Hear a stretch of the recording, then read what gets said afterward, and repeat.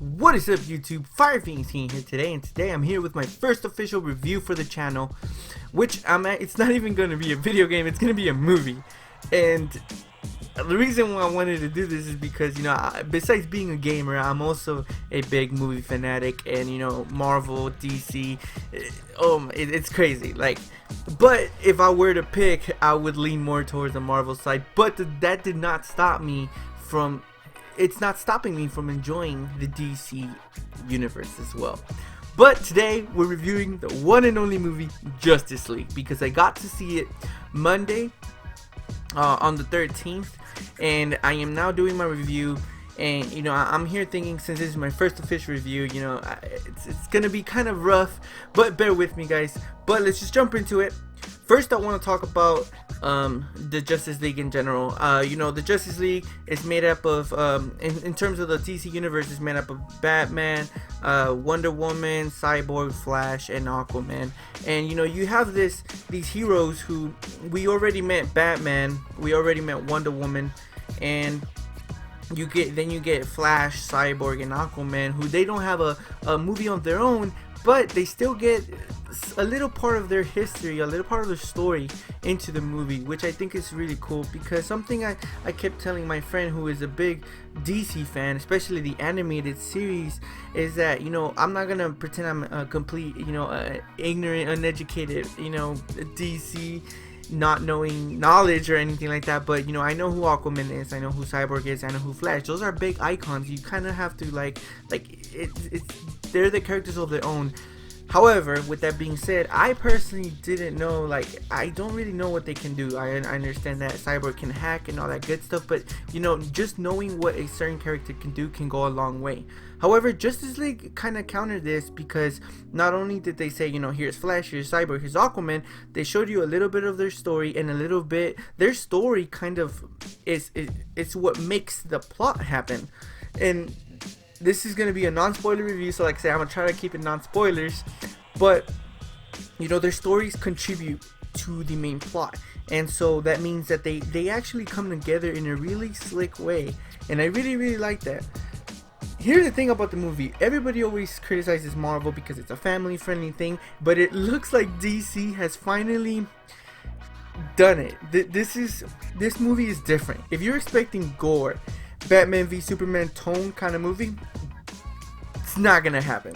Now here's the thing, even though it is more of a happier tone, more funny tone, it works because not only do you see these superheroes bounce back of each other and actually talking about the situation going on, but cracking jokes at the side, which sounds kind of like Batman's cracking jokes, that's not gonna be a movie I want to watch. No, it's not jokes knock knock, who's there. It's more like what's happening during the scenario, and it just makes it more cool, makes it more fun, and it's a blast.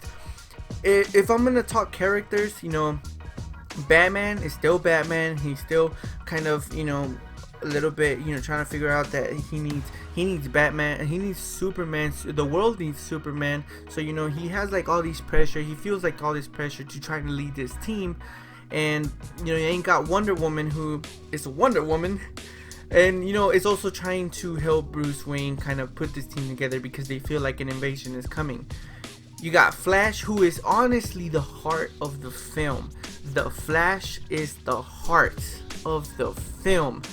He is the one that keeps the team, laughing and going, and it's just so cool. Now this Flash, like I said, I'm not gonna compare it to the DC TV shows or the DC animated series, but what I can tell you about this Flash is that he plays around a lot, he likes to talk a lot, and he's kind of still trying to figure out who he really is in terms of the Flash.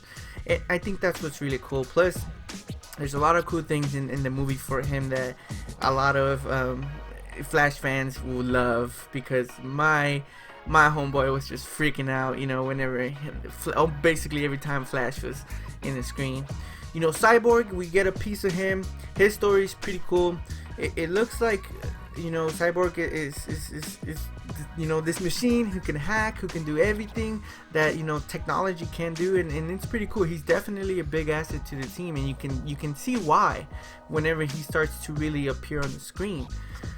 And then you have Aquaman, who honestly, like, I thought this Aquaman was so badass. Like, he was really cool.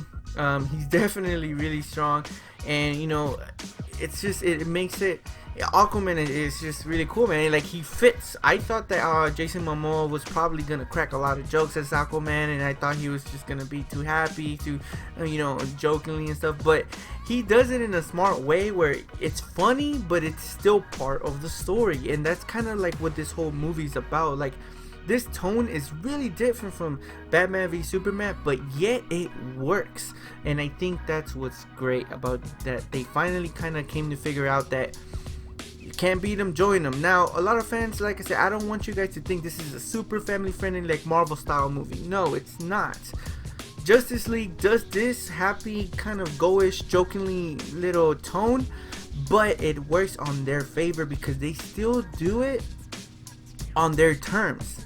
Like, it's still DC. Like, there's just no way for me as a Marvel fan to be like, yo, that's just like the Avengers.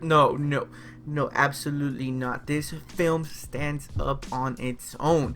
It is amazing. And then when you get towards the end of the film, oh my god, it picks up.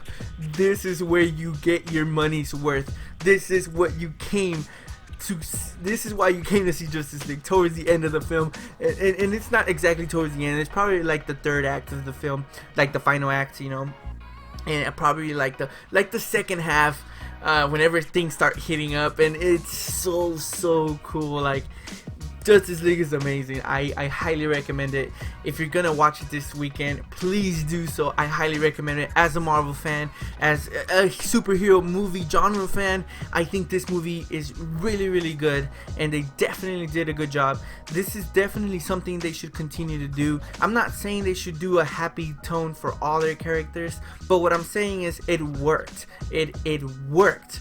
When you see the film, you will know what I'm talking about. And I will say this, for you Batman fans, like, you guys have to stay until they basically kick you out of that theater, until the movie completely ends, because you guys are not gonna want to miss the secret, the after credit scenes. Is so crazy. I was, even me, like I said, I'm a Marvel fan, but when I saw this, I was like, damn, like, this is so cool. And it's just a good movie, guys, and I'm still smiling because I know I'm gonna get it when it comes out on Blu-ray. Like, I'm gonna get it. Justice League was by far the best. It's probably gonna be my best, like, superhero genre movie I've seen this year. And I would actually have to kind of think about it, because right now I'm just thinking so much about the Justice League that, like, I can't think about the previous movies. But it's crazy. Like, I enjoyed it. I thought it was really good, and oh man, like, they knocked it out of the park. I hope they continue this, but I'll leave it here. I know it's kind of like a quick summary of what my opinions are, but in terms of the film, I hope you guys would watch it. If I had to rate it, I would definitely have to rate it from an 8 to a 10. And the reason I can't go into details here is because literally everything that I want to say right now is spoiler. So keep out for that spoiler review, because I will go into details. The reason why this is kind of cut sweet and short is because I can't speak on this one about the spoiler free. So keep your eyes out for the spoiler review, because I will go in on everything, because there is just so much to talk about. It is insane. But hope you guys watch the film.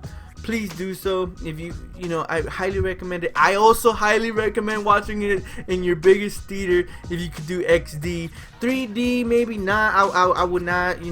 There wasn't a lot of things pointed towards the screen, but XD for sure. Oh, you need to feel the action. You need to feel it. But I'll leave it there, because I'm getting more hyped. I really need to do the spoiler review. But thank you guys so much for listening to me, and I appreciate you guys. Please like, share, and subscribe.